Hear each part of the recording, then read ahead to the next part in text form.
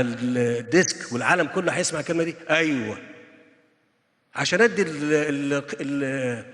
ادي القيمه لمين؟ ادي القيمه للجيش اللي كان عارف ده كله ونزل ينتحر من اجل الكرامه. نزل ينتحر. الحرب دي كانت حرب تعتبر انتحار.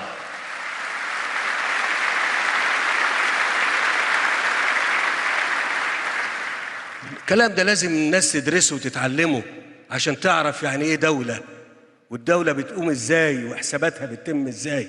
لكن بالطريقة اللي احنا بنتكلم بيها مع بعضنا، شوف انا بتكلم بعد اكتر من 50 سنة ما حدش قال الكلام ده بشكل علني وبشكل علمي للناس في مصر.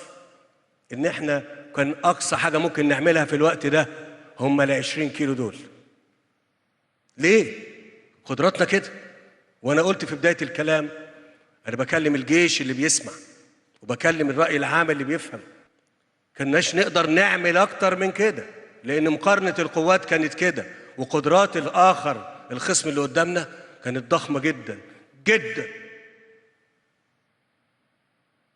وبالتالي إحنا كان قدرتنا على إن إحنا نتحصل على سلاح كان محدودة جدا في ظل ظروفه زي ما قلت كده.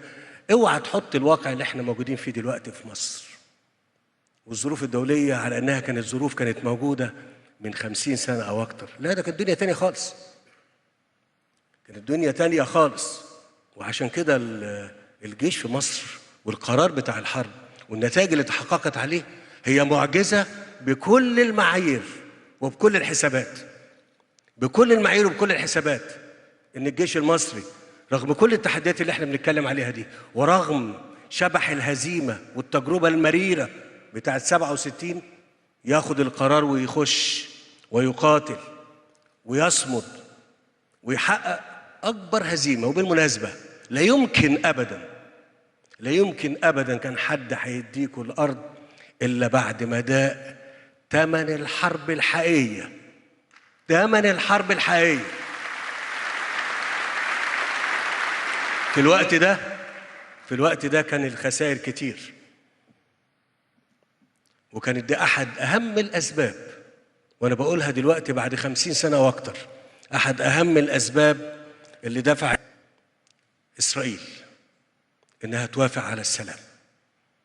أسر الضحايا سواء كانوا سقطوا قتلى أو مصابين كانوا بالآلافات، وبالتالي ده كان بالنسبة لهم أمر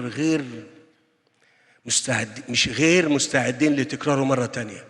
وإذا كان الجيش المصري قدر يعملها مرة فهو هيبقى قادر يعملها كل مرة.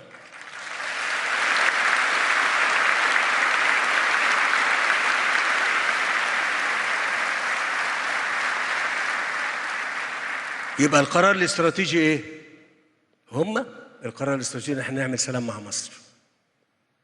نعمل سلام مع مصر ونديها أرضها، ويبقى النهارده الباب ده قفلناه والخسائر دي مش هتتكرر تاني. أقول سؤال، هي الخسائر دي اتكررت تاني؟ خسائر 73 وحرب الاستنزاف اتكررت تاني؟ الإعلام يقول الكلام ده. لم تتكرر خسائر المواجهة المصرية الإسرائيلية في حرب الاستنزاف وحرب 73 منذ ذلك الحين وحتى الآن. يبقى كان القرار اللي هم خدوه بأن هم يتوافقوا معانا وأن هم يوافقوا على أن هم يدونا أرضنا في ثمن مصر دفعته. جيش مصر دفعوا بالإرادة، مش هقول بالمخاطرة الشديدة، بالدم اللي المصريين قدموه. سواء كانوا انتوا طبعا ما شفتوش المصابين اللي كانوا موجودين بعد 73، لان هم معظمهم دلوقتي في ذمة الله، لكن كان في ناس كتير معاقين. كان في ناس كتير معاقين قعدوا خلال ال50 سنة اللي فاتوا دول يعني يرحلوا واحد تلو الآخر. لكن لو كنا قريبين من الحرب سنة مثلا 74 75 كنتوا هتشوفوا في المستشفيات وفي الوفاء والأمل كتير. طب أنا بقول الكلام ده دلوقتي ليه؟ لأن المعركة ما انتهتش. المعركة ما انتهتش، المعركة ما زالت موجودة بمفردات مختلفة. كان الأول العدو واضح والخصم واضح، دلوقتي لا، دلوقتي بقى مش واضح، بقى معانا وجوانا. واستطاعوا بالفكر إن هم ينشئوا عدو جوانا يعيش بقتلنا ويتبني بهدمنا. وبعدين جزء كبير من التحدي هو بناء وعينا اللي أنا بعتبره هو العدو الحقيقي، الوعي المنقوص أو الوعي المزيف اللي كتير بيحتاج مننا، مش بس على مستوى النخب أو